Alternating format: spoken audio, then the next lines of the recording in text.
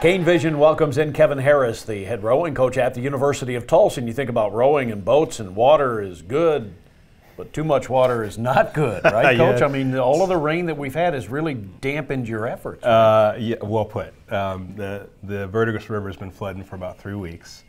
So it's been a little tough to put the team out. We've had to cancel really 3 of our races in April, which is the bulk of our racing season.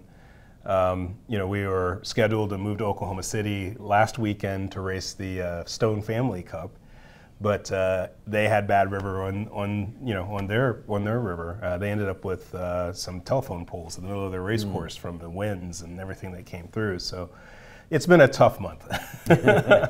But the spirits are high, and everybody's looking forward to taking the trip down to Sarasota. So we're praying for good weather in Sarasota, Florida.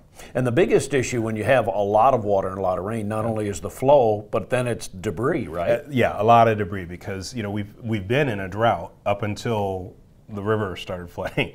So all of those things that have built up over the preceding 6 months or so are now in the river, and we can't put boats out, and we can't put athletes out safely in that water.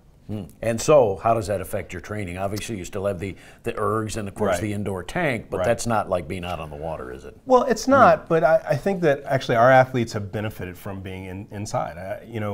Their fitness is really good, and it's a real thanks to our donors, the Zink family, the Collins family, the McKays, the Stones, all of the people who have donated to us having that indoor rowing center, where we can go in and actually get the kind of rowing training done that we need to go and try and win this championship in a week.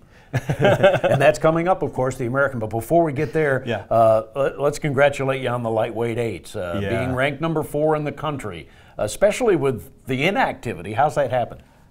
They're good. they're really good. Jenny Casson has stroked that boat, and of course Jenny has really developed into quite a fine rower over the years.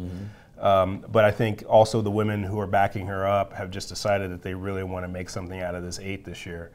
And so, to see them go to the Connect Cup and finish 4th just behind Princeton, but ahead of Wisconsin and Harvard and MIT, that was a good day for the University of Tulsa. And those are the names that we want our rowing team associated with. On the lightweight side, we want to be up in that top group of lightweights. And because, of course, in the American Championship, it's all mixed up. You don't have lightweights in the American. That's right. Lightweights next would be headed toward the IRA, right? The IRA, yeah. And this year it's in Gold River, California, out near Sacramento. So it's a big race.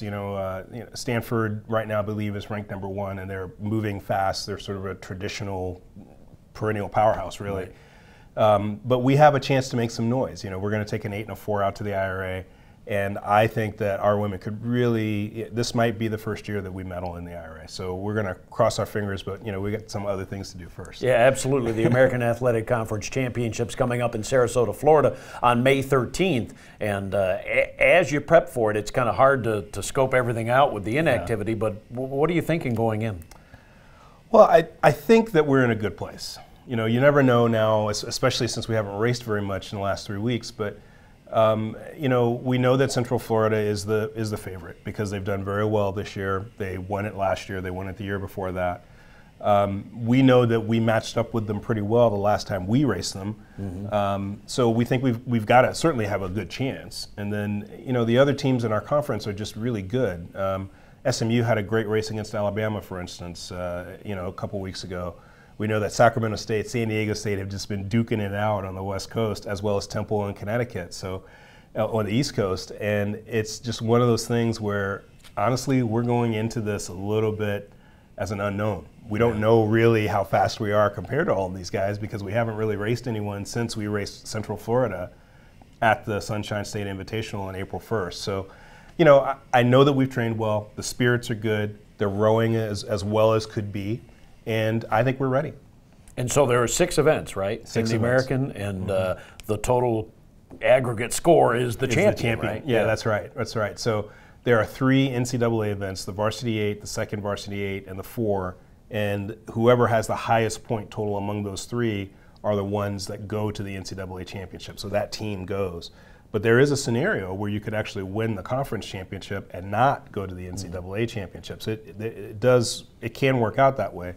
Therefore, the 3v8, the 2v4, and the 3v4 become fairly important in that scenario, because we want to make sure that we stay ahead of as many teams as we can in case we get into a tie situation. We don't want to we don't want to miss out on having a conference championship and going to the NCAA in the same year because we didn't take a boat, for instance. Right, right. And so that's where depth comes in for the conference, for sure, right? That's right, that's right. And I think there are about half of the teams in the conference will boat all 6 of those boats, and we're one of them. So it's important. All right, Coach. Well, good luck, and there's a little bit of unknown, but go have fun with it. Yeah, I think it's great, and I think for our team, that unknown might actually be an advantage. So let's go get them. All right, good luck. Head coach Kevin Harris, University of Tulsa Road.